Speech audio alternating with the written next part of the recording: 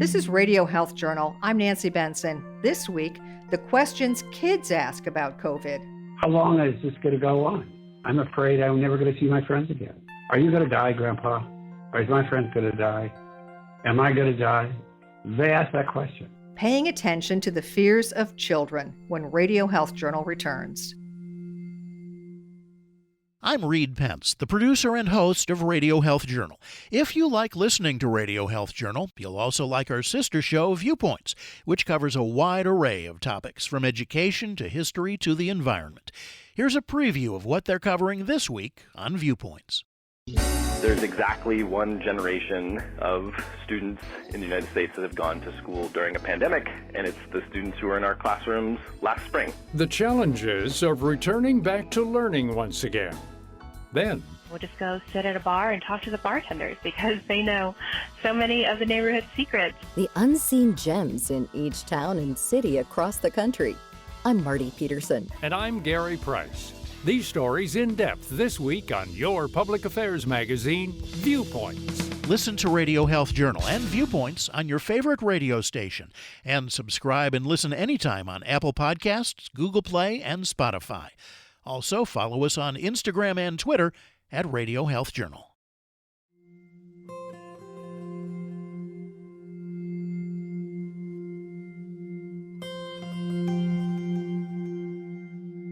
The coronavirus pandemic has affected everyone, but while many adults have the understanding of what's going on to make it through each day, often children do not. For kids, the pandemic may be an incomprehensible nightmare where their world is drastically changed and they don't know why. They think of this in their personal terms of, can I go out? My daughter-in-law is very upset. What am I going to do with these children? There's one in preschool, one in the first grade, one in third grade. What are we going to do? Is it going to be safe? That's Dr. William Hasseltine, a longtime professor at the Harvard Medical School and Harvard School of Public Health, and now chairman and president of the Access Health International think tank. He's written 2 ebooks to help families during the pandemic: A Family Guide to COVID, Questions and Answers for Parents, Grandparents, and Children, and A COVID Guide to Back to School, Questions and Answers for Parents and Students. The inspiration for both of these books is my grandchildren. I have 3 grandchildren, 3, 6, and 8. And they've asked me, we're very close. We live close to one another. We see each other all the time.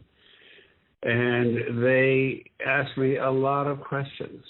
Why is this happening? What is happening? Why can't I see my friends? Why might I not be able to go to school? Why can't I come to see you? What should you say when a 4-year-old asks out of the blue, Grandma, will the germs be gone by Christmas? Hasseltine says he talked to a large number of children to find out what they wanted to know about COVID and their fears. The biggest fear, once you're over 3 to 4, people die. Are you going to die, Grandpa? Or is my friend going to die? Am I going to die? They ask that question. That's the ultimate question that they ask. How long is this going to go on? I'm afraid I'm never going to see my friends again. I was taking soccer lessons. I was going to be a soccer star. Now I can't be a soccer star. Can I ever be a soccer star with the disadvantage? Those are real questions that they ask. Can my dog get COVID? Will my cat give me COVID? Those are the kinds of questions they ask. They're not different in kind from the questions that adults ask. They don't have the same, not all the children have the same information base that adults have. Hasseltine also wrote the books because kids' fears today are frighteningly similar to what he felt during his own childhood in the late 1940s and early 50s. I remember polio. I remember exactly the same feelings. From about age 5 to 9, maybe even 12, there were repeated polio epidemics. And I remember how I felt, especially as a younger child, that I didn't know exactly what was happening, but I knew that my parents were very upset. And I was upset because they were upset. One of the things that has caused me to take up a career in healthcare is that experience, that something terrible was happening, changing all of our lives. Hasseltine says as a child growing up in the California desert, he was told no to many of the usual rights of growing up, just as kids are now. Yes, you can go hunt lizards with your friends, but no more than 2 other friends. No, you can't go to the swimming pool. I don't care if it's 118 degrees outside. You're not allowed to go to the swimming pool because you might catch a bad disease. No, you can't go see Hopalong Cassidy or Gene Autry at the movie theater because there's too many people there. I remember that. It's very much similar to what kids are going through now.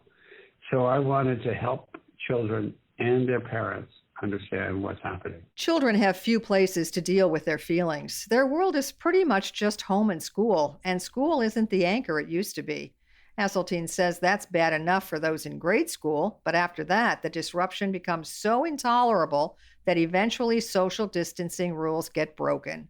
From about 13, 14 on, puberty on, it's a completely different story. Because then people have, let's call them social urges. They want to be with, the girls want to be with boys, and the boys want to be with the girls. They want to be with their friends. They want to do sports on a big-time sports, or they want to do debate or math club or whatever it is. And socialization is extraordinarily important for human beings, adolescence and post-adolescence, and all through college as well. And this has shattered that part of our life. You certainly can't do most of it. And I think a tremendous part of what's driving this epidemic, this pandemic in the United States, is the need for young people to get together. That's a fundamental human need. So can parents completely bar their children from seeing anyone? Probably not, especially not their high schoolers. Hasseltine says it's a matter of understanding comparative risk. I would say the most important thing for parents to understand is where in the spectrum of likelihood they are to encounter somebody who's contagious. It's really fundamental. It's like, are you going to go out in a hurricane? No. If it's a red, you don't want to go out at all. It's an orange zone. Well, it's like a thunderstorm. You'll go out if you have to, but you're not going to go out if you don't have to. And if you do go off, you're going to be well protected. If it's a yellow zone, that's determined by how many people per 100,000 are infected on a daily basis in your immediate area. Well, then you go out, you protect yourself, you know where you're going, you know how well they're going to protect, you know if it's going to be wet or dry or you're going to be inside or outside wherever you're going. And so that's the kind of thing that parents have to know and older children should know when they decide what kind of socialization they're going to have or what kind of activities they're going to have. However, Hasseltine admits one of the most common questions children have, when will this be over, doesn't have a good answer. We can explain that doctors are working on a vaccine, but we can't yet predict when it will be safe again. And until then, the invisible monster is still with us. You can find out more about Dr. William Hasseltine's books, A Family Guide to COVID and A COVID Guide to Back to School, through links on our website, radiohealthjournal.org. Our studio producer is Jason Dickey. I'm Nancy Benson.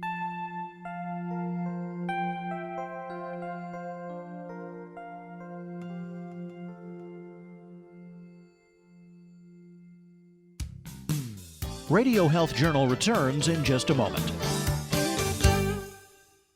Supporting immune function through a healthy diet has become an important new focus for many people these days. One key recommendation is to eat more vegetables and fruits, such as grapes, every day to improve immune function. Combining grapes with vegetables can help achieve this goal in a tasty way, according to registered dietitian Courtney Romano, health advisor for the California Table Grape Commission. Fresh grapes are heart-healthy and hydrating and linked to benefits in multiple areas of health, including supporting immune function. Grapes are always a smart snack choice on their own, and they also pair well with other healthy foods such as vegetables to enhance flavor and nutrition. Add grapes to a kale, spinach, or arugula salad. Roast grapes with cauliflower or broccoli. Combine grapes with cucumbers and feta for delicious and healthful eating. Grapes from California are a natural source of antioxidants and other polyphenols. Visit grapesfromcalifornia.com for more information and over 300 recipes.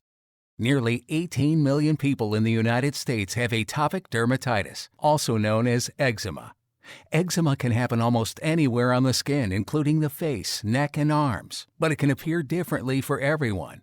Mom, author, singer, and fashion designer Jessica Simpson talks about her mild to moderate eczema for the first time. As a kid, I first noticed eczema on the back of my arms and legs.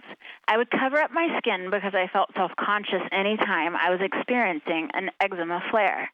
I've tried to manage my eczema over the years with various over-the-counter lotions and creams, but it got much worse during my last pregnancy. As a busy working mom of 3, I don't always have time to focus on my eczema, so I finally talked to my doctor and was prescribed Eucrisa. I'm happy to say that my eczema improves when I use it. I truly encourage patients and caregivers to have the eczema conversation and talk to their doctor about potential treatment options that may be right for them. Jessica has been using Eucrisa Crisaborol Ointment 2%, the first and only 100% steroid-free prescription ointment for the treatment of mild to moderate eczema in patients as young as 3 months old. Eucrisa works both at and below the skin surface to treat eczema. The specific way Eucrisa works is not well defined. Prescription Eucrisa is for topical use only in patients 3 months of age and older. Do not use Eucrisa if you are allergic to crisaborol or any of the ingredients in Eucrisa. Allergic reactions may occur at or near the application site. These can be serious and may include hives, itching, swelling, and redness. The most common side effect is application site pain, such as burning or stinging. Eucrisa is for use on skin, topical use only. Do not use Eucrisa in your eyes, mouth, or vagina. Ask your doctor about Eucrisa. Learn more at eucrisa.com or by calling 1-866-EUCRISA. Again, that's EUCRISA.com.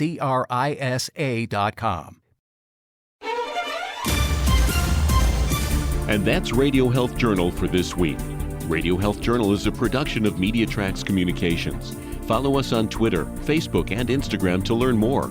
And check Apple Podcasts, Google Play, and Spotify for a library of past programs. Plus, you'll always find previous segments and information about our guests at radiohealthjournal.org. Join us again next week for another edition of Radio Health Journal. Coming up next week on Radio Health Journal. When you wag that admonishing finger and blame the victim, you pretty much never help anybody lose weight, but you do make them feel about an inch tall. The consequences when doctors judge their overweight patients. Then rheumatic diseases, more than just arthritis. Rheumatic diseases are actually quite common, and the umbrella of rheumatic disease usually includes about over 100 conditions. All that and more on Radio Health Journal.